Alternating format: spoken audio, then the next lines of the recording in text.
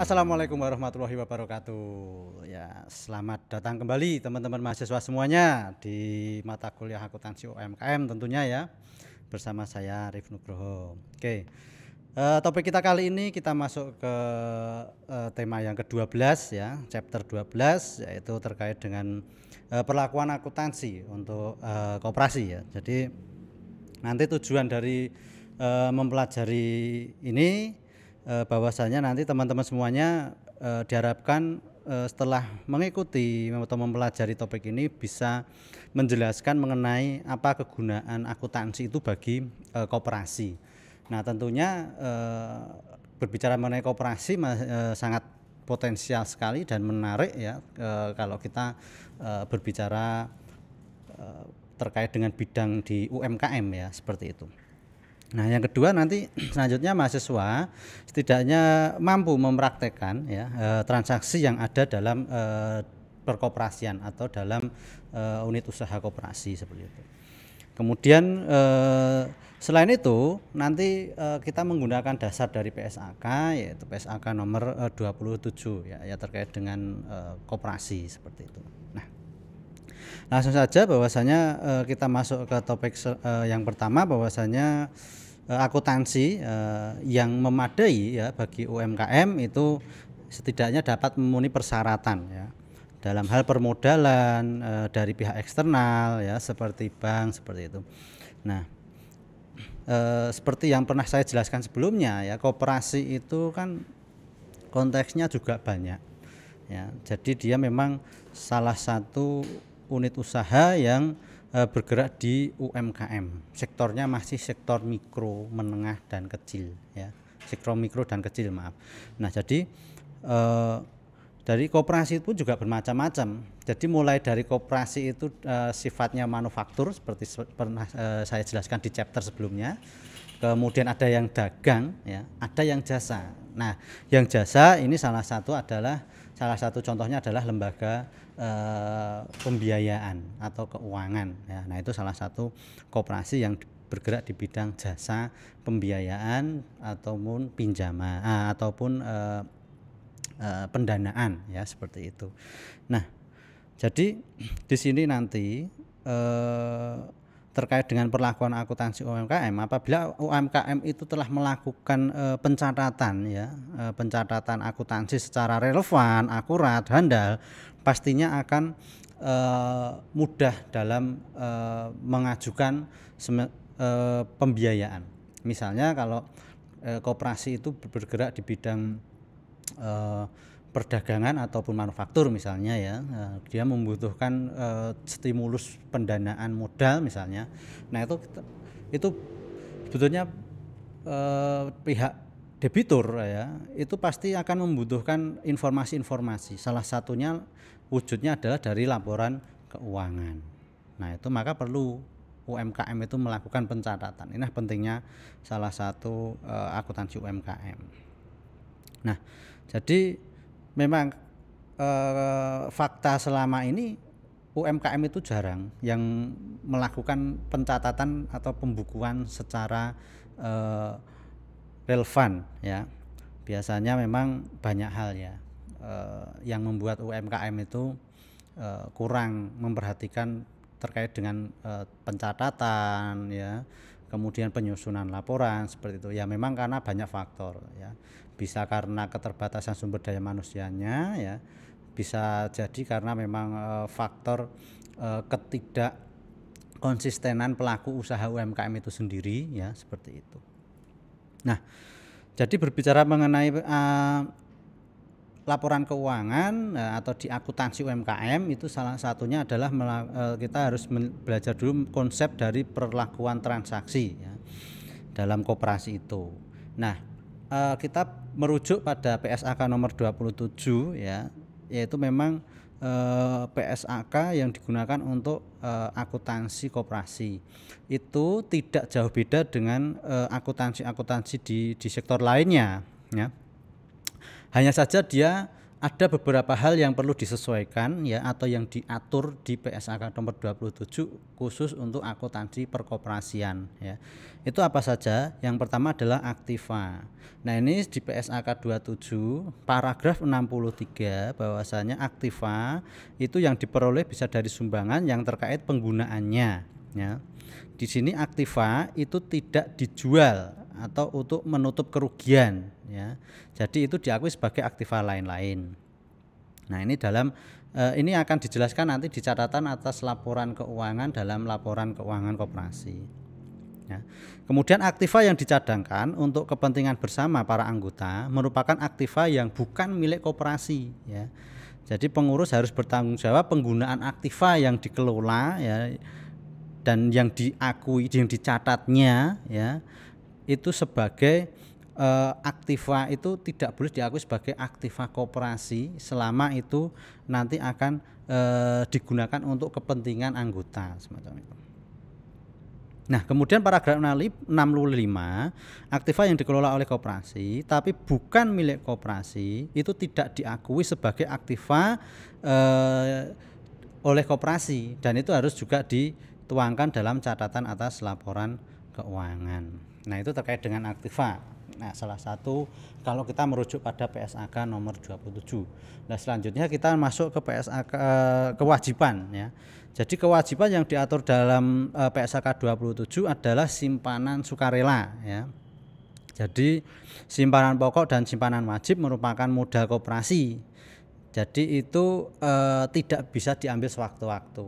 Ini salah satu bentuk kontribusi anggota terhadap koperasi ya. Jadi simpanan anggota ini sifatnya memang sukarela dan tidak dianggap sebagai modal karena simpanan ini dapat diambil. Kalau simpanan itu dapat diambil sewaktu-waktu itu tidak bisa diakui sebagai modal ya, seperti itu. Jadi paragraf 61 ya itu menjelaskan simpanan anggota yang tidak berkarakteristik sebagai ekuitas ya diakui sebagai kewajiban jangka pendek atau jangka panjang. Jadi kalau misalnya ada anggota yang menyimpan ya tapi produknya itu misalnya disimpan dalam bentuk tabungan kan itu bisa diambil sewaktu-waktu, itu tidak bisa diakui sebagai modal. Yang bisa diakui sebagai modal itu simpanan, biasanya kalau di dunia perkoperasian ada simpanan pokok khusus. Nah, itu tidak bisa diambil sewaktu-waktu seperti itu. Nah, itu bisa diakui sebagai modal koperasi ya. Nah, kemudian ekuitas. Jadi berbicara mengenai ekuitas itu untuk koperasi itu kumpulan dari orang-orang yang memenuhi syarat sebagai anggota. Yang tadi ya, jadi dia menyetorkan dananya ya, dan dananya itu tidak bisa diambil sewaktu-waktu, tidak diambil sewaktu-waktu, tidak bisa.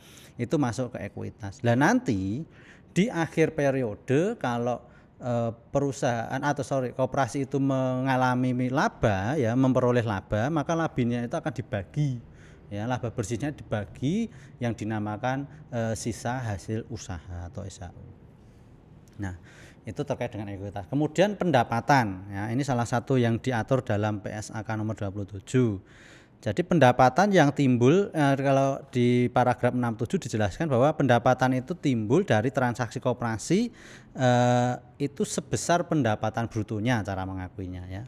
Jadi pendapatan bruto itu diakui sebagai pendapatan, itu di paragraf 67.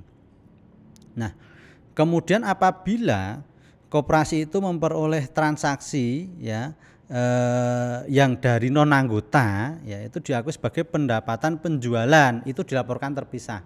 Nah, itu di paragraf 69. Nah, selisih antara pendapatan dan beban inilah yang diakui sebagai laba rugi kotor ya, laba rugi kotor dari pendapatan non anggota. Nah, itu.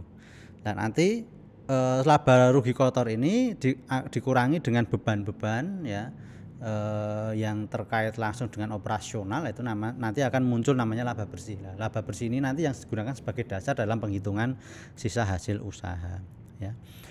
Nah, dalam PSAK 27 yang terkait pengaturan tentang beban juga ya, penyesuaian tentang beban, bahwasanya terdapat pada paragraf 72. Jadi beban usaha dan beban-beban perkoperasian harus disajikan terpisah dalam laporan perhitungan hasil usaha. Nah, nanti setelah itu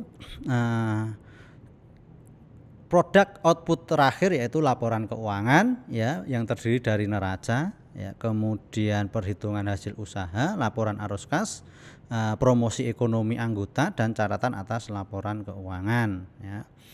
Yaitu neraca itu menyajikan posisi keuangan terkait dengan aktiva dan kewajiban. Kemudian hasil usaha itu dihitung dari pendapatan dikurangi beban tadi, ketemu berapa hasil usaha, dan itu nanti akan dibagi namanya sisa hasil usaha kepada anggota. Kemudian dalam laporan keuangan juga ada laporan arus kas, menyajikan informasi terkait dengan kas pada periode tertentu yang